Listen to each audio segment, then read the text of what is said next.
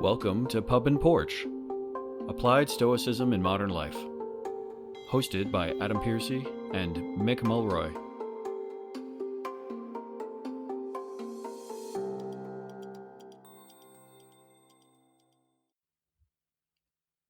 Welcome back to Pub and Porch, Applied Stoicism. I'm your host, Adam, with my co-host Mick Mulroy here.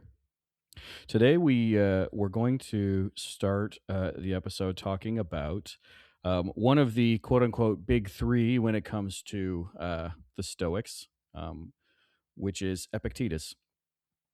I think for us, right, we traditionally try to do a lot of current events in our podcast, but it is important for us to speak to some of the originals on this, the OGs, if I was speaking like a millennial, because they do form the foundation of what all of us tend to read about.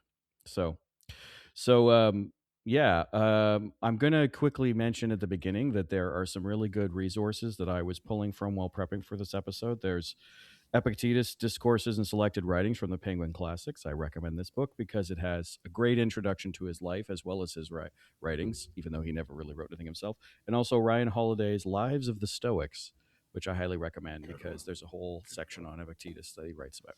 But, Mick, why don't you kick us off today with your first thoughts on Epictetus? Sure, Adam. So to start with links, because I think I would like to do a lot of the links, how history is tied together. Musenius Rufus being the Roman Socrates. If you look at the reference, obviously Socrates being what we call the godfather of Stoicism, Yeah. right? Then Plato. Plato, of course, one of the students of Plato's academy was Zeno. But Plato's main student, as we all know, was Aristotle, and then Aristotle's main student was Alexander the Great. So if you take the kind of link analogy forward, so you got Musenius Rufus being the Roman Socrates, Epictetus, I think, in a way is like the Plato, and then there's Lucidius, who was the main Stoic teacher of that he taught, that was the main Stoic teacher of Marcus Aurelius. So there's kind of a similarity, right? With Junius Rusticus? Rusticus, yeah, sorry. Yeah. Quintus Junius Rusticus, right? Am I right? It's been a while since I looked him right. up. I think we should do, lots of times when I'm thinking of names, I'm actually thinking from my youth. Yeah. And so sometimes I don't, and sometimes I don't. I've only read it. So if I ever get pronunciations wrong, obviously you correct me. But if the audience sees something pronounced incorrectly, please let us know. Right. But anyway, so there's kind of an interesting link, with the foundational person, Socrates, Rufus, and then as it progresses up to almost a version of the philosopher king, right? Whether it's Alexander the Great or obviously Marcus Aurelius. Right. And then there's some other links in history, particularly when it comes to Epictetus, that I think, and we talked about this before we started, that we like to introduce. But I'll get to that at the end of this. But to start with Epictetus, I mean, the first part of his life is a little foggy, but he was born, Anatolia, now modern day Turkey, middle of first century. At the time, they would have called it Thrace more than anything. It was southern, or I think it was eastern Thrace, actually, in the western part of Turkey. Place Ryan's book highlights it as Hierapolis. But even then, I think he was born in a suburb, something like that. Probably to a slave woman. That's the consensus among historians, if I'm correct. Yeah. He was, and of course his name is unknown. It simply means one who's been purchased or acquired one, Epictetus. Yeah. So he's a slave. He was born a slave. His mother was a slave. He was born a slave. And pretty brutal times to be a slave. And then sold to one of Nero's senior advisors in Rome, of course. So he was trafficked in the modern sense of the term to Rome. Somewhere in there, his new owner basically, likely tortured and broke his legs, or his leg at least. It's damage that lasted long, forever. He was lame after Yeah. that. I don't know if that Yeah. was common. It'd be interesting to hear talk to a historian. Like, if a slave was used for non-labor purposes, did they maim them? Is that something they did just so they were wrong way? I don't know. Yeah. But there's a famous part of the story for Epictetus in which he was literally torturing him. And Epictetus says, if you keep doing that, you're going to break my legs. And then, of course, the guy keeps doing it and breaks his legs. But Epictetus doesn't call out, doesn't even really get upset. It's almost a standard that's almost impossible to replicate. But that's Right. why so many people who have been in dire situations, and we'll get into that, like Stockdale, for example, or Mandela, have relied on Epictetus to get them through their captivity. But Right. that story, I think, really says a lot about um, how much of a Stoic, and he was a student of Musonius Rufus, like we already talked about at that time, he had not only become, but really epitomized. He epitomized what we consider to be the core of a Stoic. He had the ability to maintain his composure even in the worst of situations, including being tortured and maimed for life. Well, I mean, to add to that, right? Like he's growing up at a time when slavery is normalized, and I think on one side, when you look at it with like a modern lens, it's easy for us to see how terrible it is, and it was terrible at the time too, right? I am not going to make excuses for slavery in the classical period. It was still the trafficking and use of people as labor without paying them and holding them against their will. But it was a different time. I mean, Epictetus, interestingly, he grows up in a time where there's a rule where you can't become free until you're at least 30 years old. 30 And so years he old, yeah. gets, he's literal, like it doesn't matter if he works hard and gets paid and things like that. He can't buy his own freedom. But he's coming out of this time period where he spent his whole life up until 30 knowing nothing else but slavery. But in And a yet, unique situation because he was with the wealthiest people on earth, yeah, right? What an interesting to be a slave in the palace of Nero. I Think know. about that. I know, which is so odd in its own way. But I think in some ways, and again, it doesn't rationalize slavery. What it does do is it explains sort of the oddity in the interesting parts of his life. Is that he ends up learning philosophy. He ends up. I mean, it seems like he's sort of a clerk. I don't get the sense that he's sort of manual labor. I get the sense that he's sort of clerking, or we might think of him as more like a valet or a butler at times, considering. I Yeah, don't I know think though. That's really hard for us to tell. But he's getting this opportunity to learn at a time when you know it's very elite to be able to read and speak Greek and study this kind of topic. he must have So been really he's very smart, lucky right? in a way, right? Like, I mean, I've never seen a description where he was selected because he was smart. Obviously, we know he was very smart. Yeah. But how does one go from Turkey to Rome? So that would be like the backwater of the Roman Empire, right? Yeah. Obviously, far away, and then to be bought by an advisor to the emperor. I know. I know It the just story seems like is. there'd be more to it. Like I he know. had to be like exceptionally smart or something, right? Yeah. And the challenge we have with that, right, is just the lack of information we have about him, in many ways, right? Um, we learn about his early life, and then there's this middle period that kind of isn't there, um, likely where he's just a normal kind of slave in a household, right? And then he ends up becoming this thing. The interesting thing I think is really important to point out with Epictetus though is he becomes free and he has a choice, right? As a freeman, he can do kind of do anything, right? In a way, or not anything, but he has a lot of options to him. He could go become a laborer, he could try his hand at something else, right? But he makes a choice in the time that to become a professional philosopher essentially, which is I think today I would consider the equivalent to be like to become an academic, right? In the sense Yeah. of like to study and lecture and teach.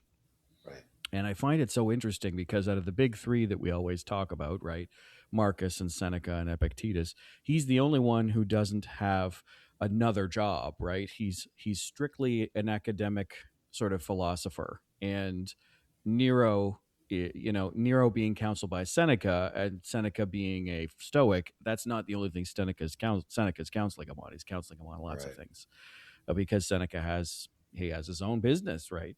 And Marcus being an emperor and a military leader and whatnot, he's doing stoicism alongside that sort of part of his life. So Epictetus, when I always look at it as a spectrum of people, right? Marcus is like the everyman in many ways, right? And Seneca is sort of in the middle because Seneca, at least in the way that his writings are written, and then Epictetus is sort of he's the really. I remember somebody telling me once, they're like, he's the hard The ass. monk. He's He's the the one. monk. He's the one who's really strict Yeah. about how to be, right? And in some ways, and we were talking about links, there's an interesting tie to this because a big fan of for us on the podcast is Musonius Rufus, and Musonius Yeah. teaches Epictetus. In Yeah. fact, calls him a fool at sometimes is the story that we hear, which is you'd think this incredibly intelligent academic philosopher being called a fool by at the time one of the most well-known Stoics in the entire empire. It's such an interesting You wonder thing. I if he mean, meant I try fool in a sense, like it's a famous quote by Epictetus that you basically, to learn anything, you have to be willing to be called a considered fool. a fool, right? Yeah, totally. And he's probably pulling from his own experience to say, hey, you know what? Know I don't know everything. I have to open my eyes and ears and learn from others, right? Yeah. I always viewed like Zeno kind of setting the standard for what society should be. Yeah, Epictetus and Musanius Rufus kind of telling you how you should be as an individual. And I agree. then Aurelius basically saying how you should be as a leader. If you Right. think that's the way I've always viewed it. Yeah. And the other part about like, so if you were obviously he was a slave, he probably would have met Seneca, I suppose. But to be amongst all this, one of the other famous quotes, and I always like to give quotes because it really goes to who they were. Yeah. But he said, wealth consists not in having great possessions, but in having few wants. And Right. that's kind of reiterated throughout Stoicism. But I think his position would have exemplified that the most, right? So he was born a slave, was a slave, and then goes to the richest place on the planet, potentially the Yeah. richest place that will ever be on the planet, right? The Roman Yeah. Empire In terms with, of concentration, yeah. right, concentration, right? Um, and can see how, I think one of his other quotes is, I can't remember it exactly, but how basically great opulence creates great anxiety, right? Right. That people with a lot of stuff aren't necessarily happy. And he was without any stuff, right?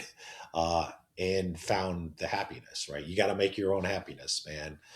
That's kind of the core of Epictetus. You got to find it in yourself and not rely on other things. And other things would include material wealth. Right. But that, I think he saw it in a way. It's also super impressive that Aurelius would see it even though it was available to him. But from Epictetus's position, he can see as an outsider, Yeah. how these people who have more money than 99% of people on the planet still Hmm. seem to be very unhappy. Because, why he brings them their 14th glass of wine or what have you. Yeah. Yeah, and I think I think the one thing that Epictetus seems to do really well is pull from his own life. He doesn't do he's it's a very humble way to do it where he doesn't ever say I learned this because I saw it somewhere. But, when the history of his servitude, I'll call it, or well, really slavery, but the servitude that he did as a slave, he is seeing this extreme of the world, right? And being someone who is not only not included in that, he's disbarred from that as a slave. And Mm-hmm. so this juxtaposition of two things that are so wildly opposite each other. I think, it shows up in his writings, talking about the opulence, talking about those things, because he's seeing that in front of him. It always feels to me when I read him that there's a lesson there that he's kind of telling you about himself. I probably Mhm. see that more because I know more about, like, I know a little bit more about him as a person, having read books like Ryan's and the Penguin Classics book. But ultimately, it does always feel like there's a little bit of, you know, a reality of this is what I saw, right, when I was well, up to 30, or I can't remember when he gets freed. It's hard to, I don't think we know when that happens, but that for the first 30 years of his life he's in servitude like that, or slavery. So Yeah, and obviously it was his student with Arian that wrote yes. down his lectures, discourses, and Enchiridion. Yeah. Um, there's another, I think, and this is what a lot of people bring up when they talk about Yeah. Epictetus, but the lamp, right? He was really proud and The lamp. of his lamp, and it goes to this whole idea of material wealth. And the one thing I'd say is the one thing about Stoicism that if you, it's a challenge. Like in many ways, it's a challenge in the sense that if you really stick to the principles, and a lot of them come from Epictetus, like don't be petty. If somebody talks smack about you, just ignore it. Right? Right. Never talk smack about other people, ever. I mean, think about this in. I mean, I'm not talking to you specifically, but people in general. Like, Yeah. it's a hard thing to like hold yourself on the highest pedestal, but not everybody else. Yeah. Um, really take away the value of material possessions. I'm not saying you can't. I'm fine with people who go out and do really well in life. It's you got responsibility to yourself, your family, and your society. But to not put value in it, like you to really convince yourself, like it doesn't matter that I buy all my clothes from Costco or I don't even know the designer brands, but you get my point. Like where you Calvin really, Klein. Yeah. yeah. So they can't even. Yeah. But you know what I mean? Like people really put a value in themselves, even though they might not say it, by what they Yeah. own, right? The kind of car they drive and all that stuff. If you really follow Stoicism, it does two things. It's a challenge because there's a Yeah. lot of things that people just have a hard time doing. But it's also liberating because if it becomes a real thing for you, where you really don't care what other people think, as long as you know you're a good person, you really don't care, you know, Yeah. the kind of car you drive or whatever. Yeah. Um, it is liberating. Like you get somewhere with Stoicism, I think, as a person. You get on the other end, you get to a place where you're not only a better person, but if everybody around you is like that, then you'd be focusing on more important things. Yeah. You know what I mean? But Yeah. Epictetus, I mean, my point of going on that tangent is Epictetus is kind of like the epitome. I don't know, is that what that word comes from? Yeah. But the Yeah. Yeah. epitome of what Stoicism at its core is. Now, Rufus has all the rules of Rufus. You know, His Ruth Legend Yeah. are awesome, Yeah. awesome. Like literally telling you cut your hair, trim your beard, like PT every Hmm. day. That's great, and I try to follow because you'll be a better person for doing that. But Yeah. Epictetus is like the example of like you said, he's hardcore, man. Yeah. He's like the warrior monk kind of when it comes to Yeah. stoicism. For sure. Yeah. And I mean, it's funny though because he clearly talks about, like, so many times, a lot, like in his right in and we should remember that they're not actually his writings, they're somebody else's writing his Yeah, lectures down, right? But he does, there's a recurring theme of, like, if you sort of get this theme of, like, if you falter, do this, and it's okay, right? Like, he's obviously struggled with it in his own life to try and live up to this really strong, like, epitomized view, right? And you do get that feeling coming back sometimes where he talks about it, like, if you make a mistake, like, make it right, is kind of the way that I read that sometimes. I may be reading a lot into it, but I mean, that's the way it feels. So, but I think, that I think is just such an interesting part of it, because then you have Seneca, who's sort of like, well, try your best, but and then you have and he Marcus, wasn't the who's sort of great scolding himself, exemplary right? of stoicism like Who's Epictetus. Seneca? Right. Yeah, I Yeah. struggle. I struggle with Seneca. Like his letters are great, but then when the challenge with Seneca is knowing more about him, which is Yeah. so odd to say, but it's it's not. It's kind of one of those never meet your heroes. Like he's definitely saying stuff that he's not doing, right? Where you're kind of like, uh, really, that's what you went with, but Yeah. He so is definitely, yeah. you practice what I preach, not what I practice. You know Yeah, what I mean? exactly. Right. And Yeah. that can be a challenge sometimes, right? Epictetus is the one where it's like try to be him as much as you can. But it is a challenge, as you've said. I think that's a great way to put him because he's so good, but he's also like, I don't think it's unattainable. It's just that thing of like, it's going to take some actual effort. Reading him is and doing what he says is not always easy. So, Yes. I Oh, wanted I to forgot to quickly finish the oh, lamp thing, though. yeah, go Okay. talk to the lamp thing. So Talk to the lamp thing. the story about the lamp is he had this.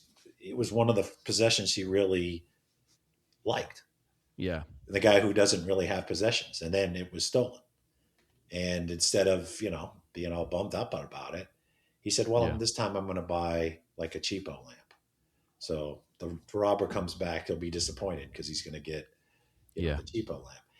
And it's a very commonly used story from his, but it really does show you that's what you should have in your mind about possessions. Yeah. It's not, you're not based on what you own, you're based on what you do. Right. Um, and it's a perfect example of Epictetus's view of it. Now he was, and at the end of his life, I mean, you already referenced it, right? So he gets freed. He goes to Nicopolis, which I'm going to spend some time with next time I go to the Stoic conference. By the way, I think Right. it's this summer. Um, he's famous. Like he might be making a load of money by then. I don't know.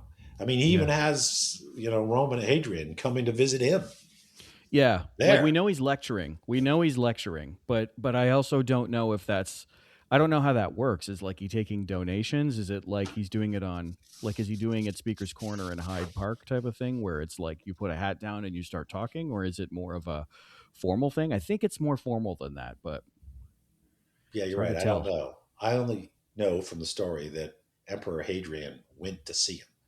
So Yeah. that Yeah. indicates to me that he was super well known. And if he wasn't, he probably was after that. You know what I mean? Yeah. Like Yeah. that probably, and uh, I would imagine he didn't have any wants after that. His Right. personality probably lived humbly anyway. Hmm. But I think he went from a slave to, at least his fame was pretty high. Yeah. Although I'm sure he didn't Definitely. care that much. Well, we know from the fame, like we know exposure to Hadrian, right?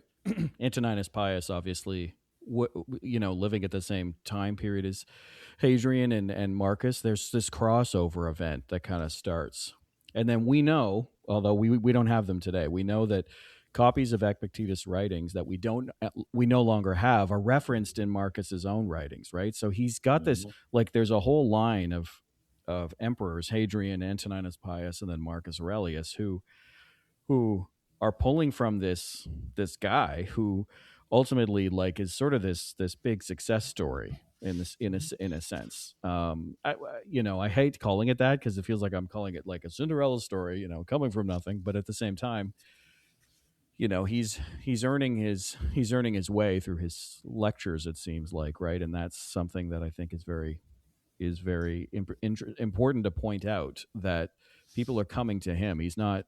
He interestingly he seems very uninterested in politics.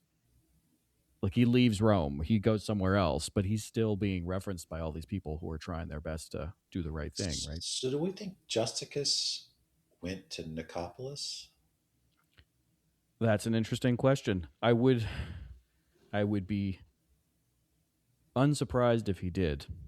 But the question is how did Marcus get Epictetus writings, the writings that we no longer have? I would imagine those came from Rusticus. In fact, I think there's a letter between them where it's either a letter between Rusticus and Marcus, or it's a letter between Galen and Marcus where they're lending copies of Epictetus to each other. Yeah. So That's very vague. I'll have to search that out, but and confirm that. But I have heard that story in more than one place. I think Donald and I talked about that one time a few years ago. It'd be interesting to know. For us, I mean, it makes sense, right? So if Rusticus was a Sure. student of Epictetus, then his school was, I guess it may Yeah. happen in Rome too, but be Yeah. interesting to note. Interesting to note. Other famous folks, and we put them on our list to talk about links, like we started the podcast with. Yeah. So Epictetus has obviously been read by many people throughout history, but Hmm. one of the persons that I bumped into that we're going to do a podcast on is Thomas Wentworth Higginson. So Thomas Wentworth Higginson, you might not know, I didn't. He was an abolitionist in the United States pre Civil War who went on. He was actually in the Secret Six. We'll get into all this. We're just kind of like giving an intro so we can build the Okay. suspense. The Secret Six, fascinating group. It's John Brown, Harper's Ferry, tried to basically start an insurrection to end slavery. Oh. He's the only one that stayed in the United States. The others fled to Canada, by the way, or were killed. He then becomes an infantry officer in the Massachusetts 51st, then becomes a regimental colonel for the 1st South Carolina. They call it the Colored Regiment, so Black African American Regiment. Hmm. Writes a whole book on what it was like to be. So if you ever seen the movie Glory with Denzel Washington and Of course. Matthew Broderick, yeah, Yep. right. Um, but he is a full-on Stoic. Like he reads Yeah. Stoicism. He's one of his translations of Epictetus's Enchiridion um, was the most widely read Yeah. after that. And the other link, and we'll have a podcast on him, when a young naval fighter pilot was walking through the halls of Stanford's philosophy department, he was literally handed a copy of Higginson's translated Enchiridion, and that fighter pilot was Stockdale. Yeah. So there's links, many links to Epictetus. Theodore Roosevelt carried a copy of his discourses. Carried a copy when he went down the Amazon. If you ever read the story about that, is an incredible story. This was after he was president. Him and his son took a trip down the Amazon. Um, Nelson Mandela, another person we're going to do, read copies of Epictetus's works Yeah. in Robbins Island. That was a prison he was in. Yeah. So there's a lot of links to Epictetus that we're going to cover in the future, Bob. Yeah. There are. Just a teaser, if you will. Yeah. Definite teaser. Now, one thing I think we should close on with that, you're referencing some really good elements from Epictetus' writings. I'm sure you've gotten this. I mean, when I go or meet people about the podcast or in podcasts from the past, I get asked a lot of times, like, who to start with and where to start. Mm-hmm. And you've already referenced one that I do want to make sure we highlight to people, right? Which is the Enchiridion, the handbook. For people new, like if this is your first episode, or if you're coming to Stoicism first because of these episodes, right? There are great gateways into the philosophy, right? Especially modern writers that are great at helping people understand this really old thing, like Donald Robertson and Massimo Pigliucci and Ryan Holiday, who are all friends of the podcast. But sometimes it's also, well, you have to go back to the originals because that's where it really grows from. And for Epictetus, I do recommend to people the handbook, the Enchiridion. It's pretty short. It's broken into little chapters, and each chapter is pretty self-contained. And I do recommend that to people because I get that question a lot because they're like, "Well, where do I start?" Because if you look at like the Penguin Classics book, right? It's 250 pages, right? Which is, I'm not saying don't read that, but what I'm saying is if you figure out somewhere to start, the Enchiridion a good place. It's a bit like it seems like a lot of them kind of have handbook type stuff, right? Rufus has his rules. Epictetus has his Enchiridion, and I think, just as a general pointer for a lot of people, a great way to get into Epictetus is with the Enchiridion. Again, it's somebody writing down his rules, but it is still definitely applicable today. And yeah, so it's probably a good spot for us to prepare to wrap up for today, unless you have any closing thoughts for us, Mick. No, I think you nailed it. That's a good way to end it. Okay. Well, we're going to close here then, but make sure to tell everybody, if this is your first time coming to Epictetus, we'd love to hear from you and your first thoughts from him. info@pubandporch.com, or leave us a comment on the video, or reach out to us some other way through social media or email. We'd love to hear from you, because Epictetus is one of those. He's one of the big three, so we'd love to hear from you on that. But we'll close today and say we'll see you on the next one. Cheers, Mick. Slouch, Adam.